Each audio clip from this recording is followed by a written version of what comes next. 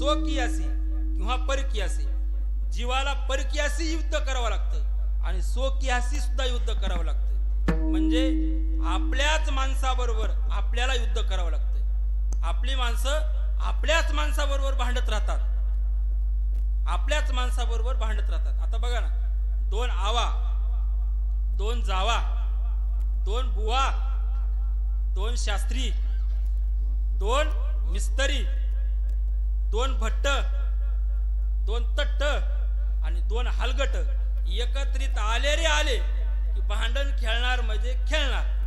आता याचं थोडस विश्लेषण करू. कीर्तनात जरी बसले कीर्तनात बसले, अहो 40 गाड्याची खडबड आणि 2 महिलाची बडबड सारखीच.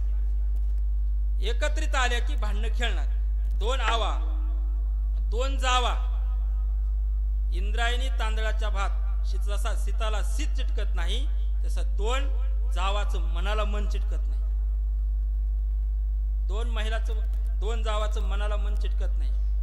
2 सवतीचं भांडण नामदेवरायच्या गात्यात आलेलं. 2 सवतीचं भांडण काय झालं? नारद महर्षी पार्वती मातेकडे आले आणि पार्वती मातेने दर्शन घेतलं नारदाचं. आणि नारदाचं दर्शन घेतल्यानंतर नारदाला विचारलं काय चाललंय? म्हणले माझं ठीक आहे, पण तुमचं काय चाललंय? माझंही चांगलं म्हणले. असं म्हटल्यानंतर भगवान भोलेनाथ पलीकडेच होते. भगवान भोलेनाथ यांचं भाषण चालू झाल्यानंतर उठू लागले. उठू लागल्यानंतर नारदाने सांगितलं देवा तुम्ही तिथंच बसा, आम्ही पार्वतीशी बोलतोय. असं म्हटल्यानंतर भगवान शंकरांनी ओळखलं, ज्या अर्थी पुतण्यात आलेला आहे त्या अर्थी रात्रोरात सरकार स्थापन करण्याचा विचार दिसतो यांचा. काहीतरी ह्यांची घोळ केल्याशिवाय राहणार नाही. आणि मग म्हणले, मग पार्वतीला सांगू लागले अगं तुझं सर्व ठीक आहे, पण मला आता ते गोष्टी बोलू वाटत नाहीत, पण मी आता बोलल्याशिवाय पर्याय नाही. असं नारद म्हणले. म्हणले काय? सांगा ना काय? म्हणले तुला एक गोष्ट माहिती का? म्हणले काय? तुमच्या मालकाच्या डोक्यामध्ये काय माहिती का? पार्वती म्हणजे असं नाही कधी लीक नाही, मोठी उई ऊ म्हणजे तुमच्या मालकाच्या डोक्यावर गंगी बसली. गंगी काय प्रकरणी? जाऊन विचारा त्यांना, जाऊन विचारा म्हटल्यानंतर पार्वती माता गेली.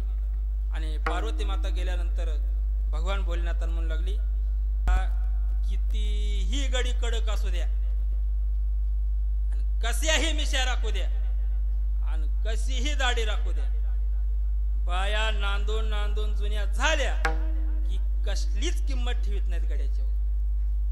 नवीन नवीन जोपर्यंत हिरवळ असते तोपर्यंत लय ते. नवीन नवीन लग्न झाल्यानंतर मालकीने विचारलं मालक कुठे आहेत की घरात? अगदी नाजूक आहेत की घरात? बरं त्याला विचारा मालकीन कुठे आहे? इतकं लग्न होऊन 2-4 वर्ष हो द्या आणि 2-4 वर्ष झाल्यानंतर आणि मग तिला विचारावं कुठे आहेत मालक? कुठं बोंबलं थिंडत आहे काय माहिती. बरं तिला विचारा, त्याला विचारा ती कुठं गेली? महाराज ती काय आता आपल्याला विचारून जाते का काय? असलाय हिरवळच खतरनाक. जोपर्यंत नवीन नवीन आहे आता त्याच्यामुळं तुमच्या बायका ऐकतच नाही, त्यामुळं लोकांनी आता सरसकट मिशा